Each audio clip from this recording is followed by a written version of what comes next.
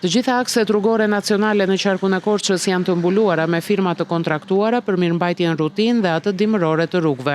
Në këtë periudhë të gjitha firmat po përgatiten për periudhën dimërore, duke siguruar të gjitha mjetet e nevojshme, ashtu si edhe sasitë e para të kripës, ndërsa janë në përfundim të mirëmbajtjes rutinë të akseve. Drejtoria e rajonit qendër linja Korçë kryen aktivitetin e saj, përsa i përket aspektit të mirëmbajtjes rutinë periodike dhe dimërore.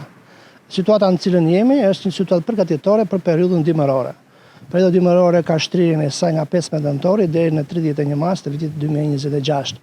Aktualisht në këtë fazë ku jemi, po punoj për përgatitjen e programeve, njëkohësisht dhe firmat po marrin gjitha masat për vënien në gatishmëri të mjeteve borpastruese, mjeteve të tjera ndihmëse kamiona, kamionçina, faldroma, ekskavator, greder, si dhe sigurimin e sasive parapraket të kripës dhe granilit. Zhamo tregon se për mirëmbajtjen e rreth 550 kilometrave rrugë nacionale që ndodhen në qarkun e Korçës janë kontraktuar 8 firma private. Ne kemi në administrim një rrjet rrugor, si drejtori, rreth 549 kilometra.